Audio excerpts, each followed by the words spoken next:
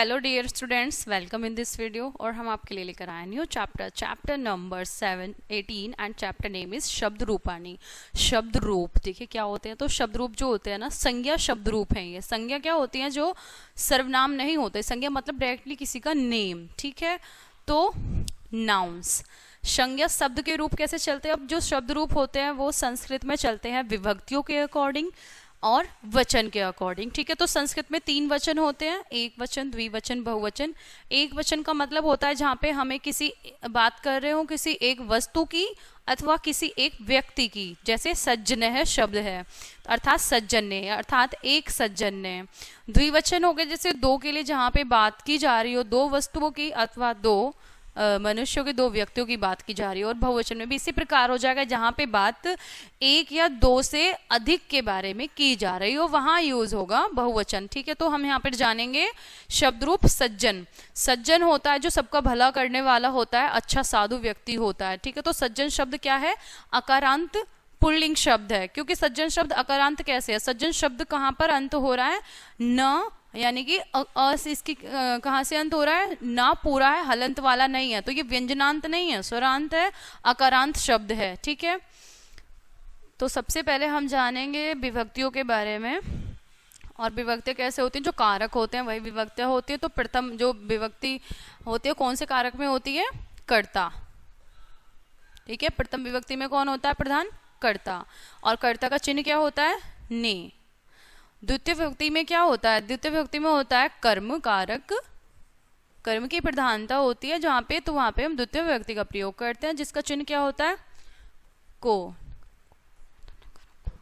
तृतीय में होता है करण कारक।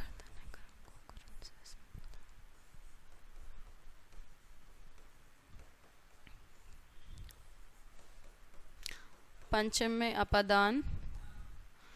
षष्ठी में संबंध।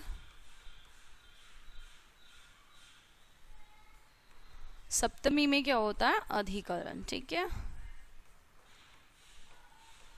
और संबोधन होता है लास्ट में, ठीक है। तो 7 विभक्तियां होती हैं, कर्ता, कर्म, करण, संप्रदान, अपादान, संबंध, अधिकरण। और इनके सभी के अपने चिन्ह होते हैं, ठीक है। करण से अर्थात या फिर द्वारा, ठीक है। तो तृतीय विभक्ति में या तो किसी चीज के द्वारा कार्य हो रहा है वहां पर संप्रदान, जिसके लिए कार्य किया जाए के लिए, ठीक है।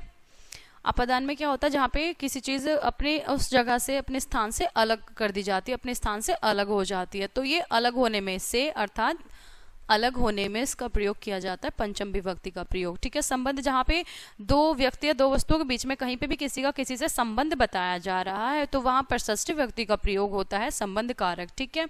जैसे क, की या फिर के, ठीक है। और लास्ट है आपकी सप्तम विभक्ति, जिसमें होता है अधिकरण कारक। और उसका जो चिन्ह होता है वो क्या होता है? में, जो आधार होता है में पर पे, ठीक है। लास्ट होता है आपका संबोधन, इसमें कोई विभक्ति नहीं होती, ठीक है। तो सज्जन है, सज्जनऊ, सज्जनहा। सज्जन का क्या अर्थ हो जाएगा? यहाँ पे क्योंकि एक वचन है और प्रथम विभक्ति की बात की जा रही है, तो इसका अर्थ हो जाएगा सज्जन ने, एक सज्जन ने। सज्जनऊ अर्थात दो सज्जनों ने। सज्जनहा अर्थात बहुत सारे सज्जनों ने, ठीक है। फिर आपका सेकंड है जो द्वितीय विभक्ति है। द्वितीय विभक्ति में एक वचन, द्विवचन, बहुवचन में रूप किस प्रकार हो जाएगा सज्जन का? सज्जनम, सज्जनऊ, सज्जनान। तो सज्जनम का अर्थ हो जाएगा यहाँ पे एक सज्जन को। सज्जनऊ अर्थात दो सज्जनों को। सज्जनान अर्थात बहुत सारे सज्जनों को, ठीक है। और सज्जननेन अर्थात एक सज्जन के द्वारा या फिर एक सज्जन से। सज्जनाभ्याम अर्थात दो सज्जनों के द्वारा। सज्जनैः अर्थात सभी सज्जनों के द्वारा या बहुत सारे सज्जनों के द्वारा। सज्जनाय, सज्जनाय अर्थात एक सज्जन के लिए। सज्जनाभ्याम अर्थात दो सज्जनों के लिए, जहां पे काम किसी के लिए किया जा रहा है। सज्जनेभ्यः अर्थात सभी सज्जनों के लिए। सज्जनात्, ठीक है। सज्जनात् अर्थात एक सज्जन से, जहां से कोई चीज, सज्जन से कोई चीज ली जा रही है, सज्जन से कोई चीज अलग हो रही है, जो साधु व्यक्ति है। तो एक सज्जन से। सज्जनाभ्याम अर्थात दो सज्जनों से। और सज्जनेभ्यः अर्थात सभी सज्जनों से। सज्जनस्य, अब यहाँ पे सज्जन का किसी से संबंध बताया जा रहा है। कितने सज्जन का? एक सज्जन का। सज्जनस्य अर्थात एक सज्जन का।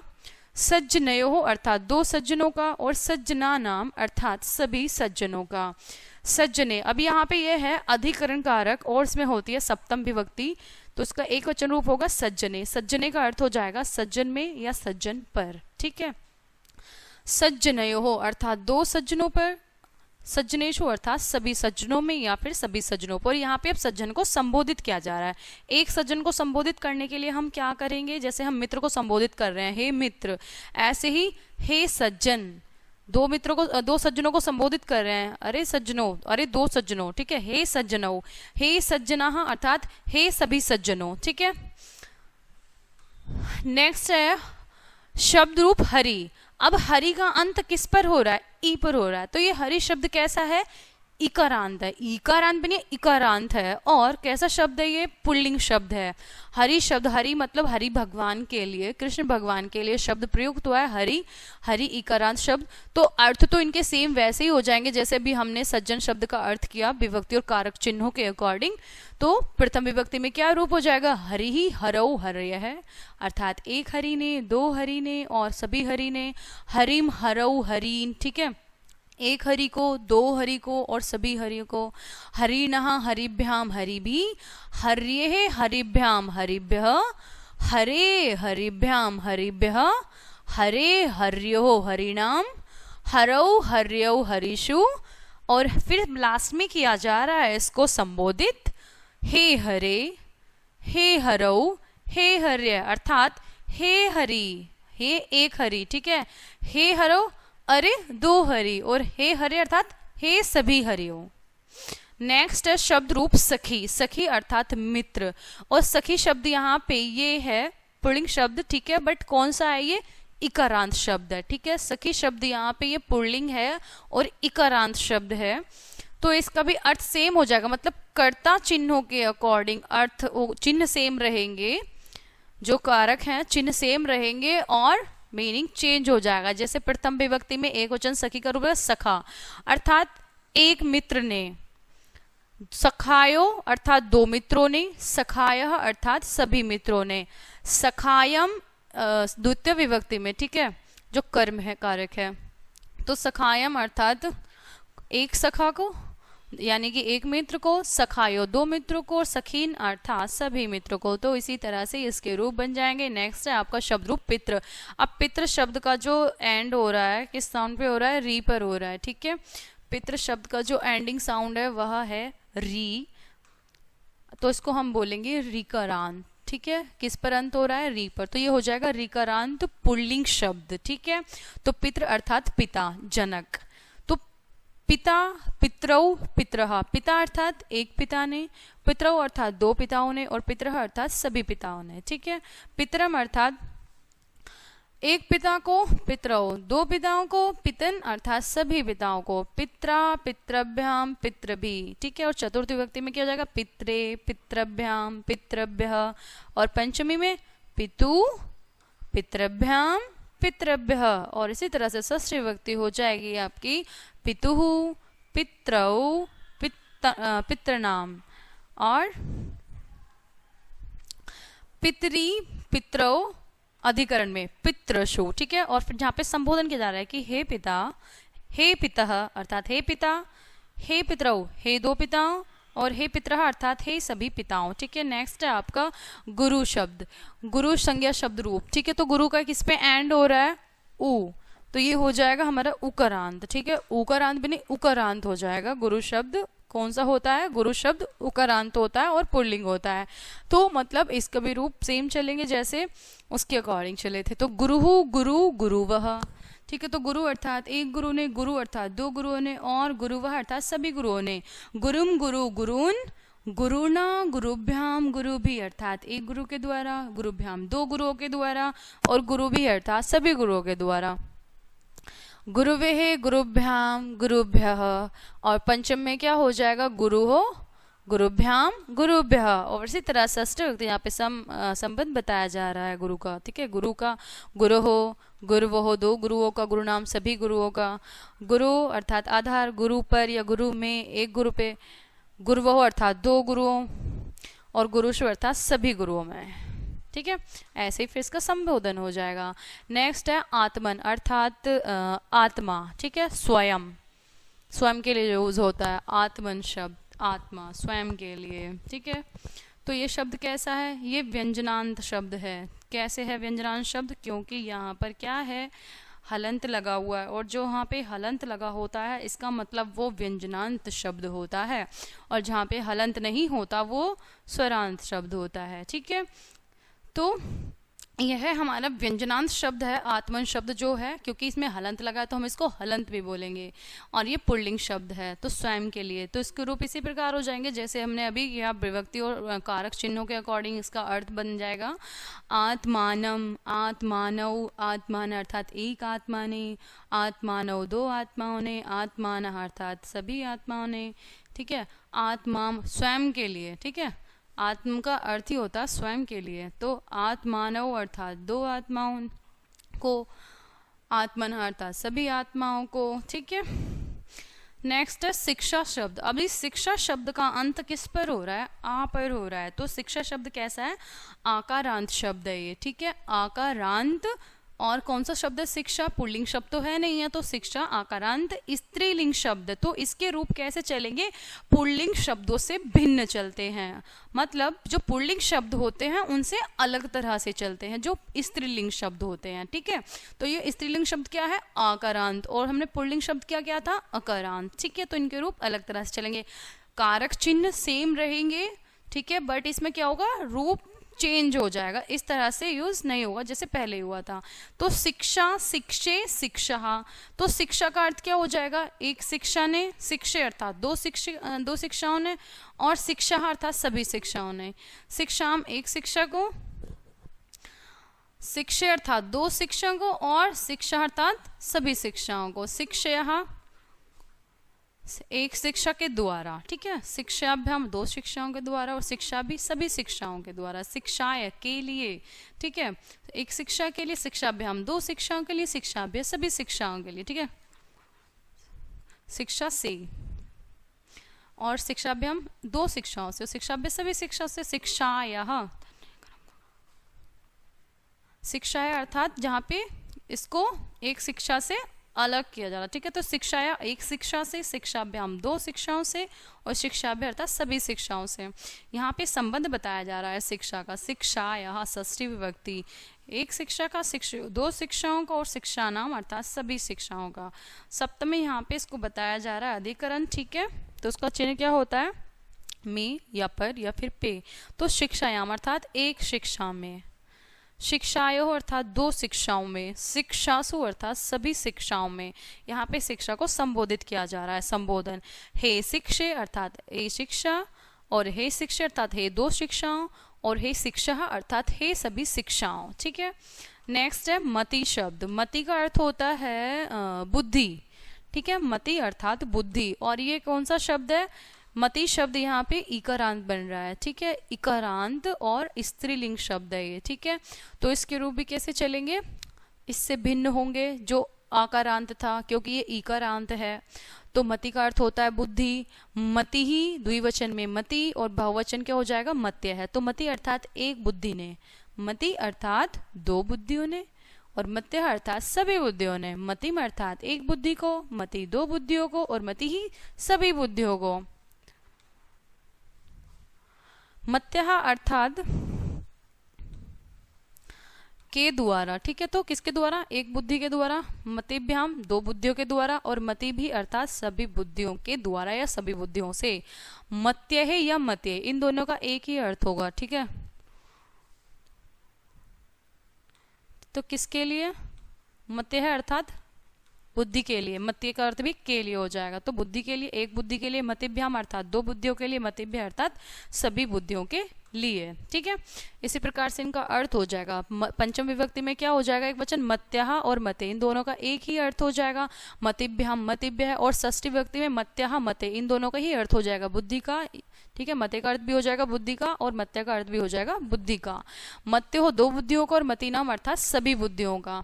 सप्तम विभक्ति में एक वचन रूप हो जाएगा मत्याम मतो, अर्थात एक बुद्धि में, या और मतों का अर्थ भी हो जाएगा एक ही बुद्धि में या एक ही बुद्धि पर। मत्यो अर्थात दो बुद्धियों में, और मति मतिषु अर्थात सभी मतियों में, मतलब सभी बुद्धियों में। हे मते, यहाँ पे संबोधन किया जा रहा है बुद्धि को, हे बुद्धि, हे मति अर्थात हे दो बुद्धियों, और हे मत्य अर्थात हे सभी बुद्धियों। नेक्स्ट है नदी शब्द, ठीक है। तो नदी शब्द कैसा है, नदी का एंड हो रहा है, जिसका एंडिंग साउंड है वह है ई, तो ये बोला जाएगा ईकारांत शब्द। और कौन सा है ये ईकारांत शब्द, स्त्रीलिंग शब्द है, ठीक है। वो ईकारांत था, ये ईकारांत है, तो इसके शब्द भी भिन्न रूप प्रकार चलेंगे। नदी, नदी मतलब नदी होती है जो जल बहता है नदी में। नदी, नदौ, नदः, नदी अर्थात एक नदी ने, नदौ अर्थात दो नदियों ने, नदः अर्थात सभी नदियों ने। तो इसी प्रकार इसका अर्थ हो जाएगा। नेक्स्ट है शब्द रूप स्त्रीलिंग और स्त्री, ठीक है। स्त्री मतलब स्त्री ही होती है, औरत, और ये किस पर एंड हो रहा है, ई पर, तो ये क्या हो जाएगा, ईकारांत स्त्रीलिंग शब्द, ठीक है। तो जैसे हमारा नदी शब्द था, इसी प्रकार से स्त्री शब्द रूप भी चलेंगे। नेक्स्ट है धी, तो धी का अर्थ भी बुद्धि होता है और मति का अर्थ भी बुद्धि होता है, जिसका हमने अभी देखा था। तो धी का अर्थ भी बुद्धि होगा तो अर्थ सेम हो जाएगा, लेकिन इसमें एक छोटा सा अंतर है। जो बुद्धि मति शब्द था वो था इकारांत, मति शब्द कैसा है, इकारांत है, और ये बुद्धि धी ये ईकारांत शब्द है, ठीक है। छोटी ई और बड़ा ई, इसमें यही डिफरेंस है, ये वो इकारांत और ये ईकारांत है। तो ईकारांत वाले शब्द बुद्धि किस प्रकार चलेंगे, जैसे नदी के शब्द रूप चलेंगे, स्त्री के शब्द रूप चलेंगे, सेम वैसे ही धी अर्थात बुद्धि के शब्द रूप चलेंगे, ठीक है। नेक्स्ट है स्वस्र, ये किस पर एंड हो रहा है, इसका एंड हो रहा है री पर, स्वस्र, और इसका अर्थ होता है भगनी अर्थात बहन, ठीक है। तो ये रीकारांत शब्द है और कैसा है, स्त्रीलिंग शब्द है, बहन, इसका अर्थ होता है भगिनी, ठीक है। तो स्वसा अर्थात एक बहन ने, स्वसारो अर्थात दो बहनों ने, स्वसारा अर्थात सभी बहनों ने, स्वसारम अर्थात एक बहन को, स्वसारो अर्थात दो बहनों को, स्वस्रह अर्थात सभी बहनों को, स्वस्रह अर्थात एक बहन से या एक बहन के द्वारा, स्वस्रभ्याम अर्थात दो बहनों से, और स्वस्रभि अर्थात सभी बहनों से। स्वस्त्रेः, स्वस्रभ्याम, ठीक है, और स्वस्रभ्यः। फिर पंचम विभक्ति में आपका रूप होगा स्वसुः, स्वस्रभ्याम, स्वस्रभ्यः, और षष्ठी में स्वसुः अर्थात एक बहन का, स्वस्त्रु अर्थात दो बहनों का, और स्वश्रणाम अर्थात सभी बहनों का। स्वसरी अधिकरण, ठीक है, तो इसमें हो जाएगा स्वसरी अर्थात एक बहन में, स्वस्त्रु अर्थात दो बहनों में, दो बहनों पर, और स्वस्त्रु अर्थात सभी बहनों पर। संबोधन में हो जाएगा हे स्वसा अर्थात हे बहन, हे स्वसारो अर्थात हे दो बहनों, हे स्वसारः अर्थात हे सभी बहनों, ठीक है। नेक्स्ट है राजन शब्द। राजन शब्द है आपका हलंत वाला शब्द है, मतलब व्यंजनांत शब्द है राजन, और राजन पुल्लिंग शब्द है। तो पुल्लिंग हलंत वाला शब्द यह पुल्लिंग शब्द है। राजा, राजानौ, राजानः, राजा अर्थात एक राजा ने, राजानौ दो राजा ने, और राजानः अर्थात सभी राजाओं ने। राजानम अर्थात एक राजा को, राजानौ अर्थात दो राजाओं को, राज्यः अर्थात सभी राजाओं को। राज्यः अर्थात राजा से या एक राजा के द्वारा, राजाभ्याम अर्थात दो राजाओं के द्वारा, राजा भी अर्थात सभी राजाओं के द्वारा। इसी प्रकार इसके रूप हो जाएंगे। पंचम विभक्ति में राज्य है राजाभ्याम, राजभ्य, और षष्ठी में राज्य अर्थात एक राजा का, राज्य दो राजाओं का, और राज्याम अर्थात सभी राज्यों का, ठीक है। तो इसके अर्थ भी सेम इसी प्रकार से हो जाएंगे। नेक्स्ट है आपका भवान। भवान का अर्थ होता है आप, ठीक है। तो शब्द रूप भवान अर्थात आप, ये कैसा शब्द है, हलंत है और पुल्लिंग शब्द है, ठीक है, भवान शब्द। तो इसके रूप भी इसी प्रकार चलेंगे जैसे हमने अभी किया है। भवान जैसे राजन शब्द था हलंत वाला पुल्लिंग शब्द, इसी प्रकार भवान शब्द हो जाएगा। भवान, भवन्तौ, भवन्तः, एक आपके लिए और आप दो के लिए और आप सभी के लिए, ठीक है, इस प्रकार से इसका हो जाएगा। नेक्स्ट है शब्द रूप महान। महान अर्थात जो ग्रेट होता है, बहुत ज़्यादा श्रेष्ठ होता है, ठीक है। तो महान शब्द कैसा है, ये भी हलंत और पुल्लिंग वाला शब्द है। तो जो जैसे राजन शब्द का होता है सेम इसके रूप भी इसी प्रकार चलेंगे। नेक्स्ट है करिन शब्द। करिन होता है, यहाँ पे जो करिन है ना वो यूज हुआ है जो हाथी की बिग नोज होती है ना, सूंड होती है उसके लिए। तो जो लंबी नाक वाले सूंड वाले पशु होते हैं उनके लिए यूज हुआ है ये। और वो कौन है, वो है हाथी। ठीक है, करीन अर्थात हाथी। तो करी अर्थात एक हाथी ने, करीणव अर्थात दो हाथियों ने, करीणह अर्थात सभी हाथियों ने। करीणम अर्थात एक हाथी ने, एक हाथी को, और करीणव अर्थात दो हाथियों को, करीणह अर्थात सभी हाथियों को। करीणह, करीणा, करीभ्याम, करीभी। ठीक है, और चतुर्थी में क्या हो जाएगा, करीने, करीभ्याम, करीभ्यः। और पंचम विभक्ति इसी प्रकार हो जाएगी, करीनः, करीभ्याम, करीभ्यः। और षष्ठी विभक्ति करीनः, करीणौ, करीणाम, अर्थात एक हाथी का, करीणव दो हाथियों का, और करीणम सभी हाथियों का। सप्तम में करीनी अर्थात एक हाथी पर, करीणव दो हाथियों पर, और करीषु अर्थात सभी हाथियों पर। लास्ट में संबोधित किया जा रहा है, हे करीन अर्थात हे हाथी, हे करीणव अर्थात हे दो हाथियों, और हे करीणः अर्थात हे सभी हाथियों।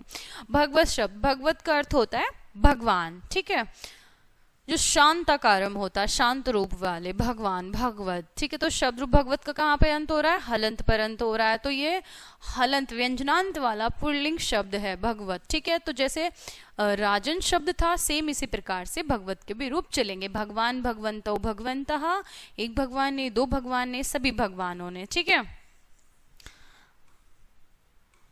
तो ये थे आपके संज्ञा शब्द रूप। ठीक है,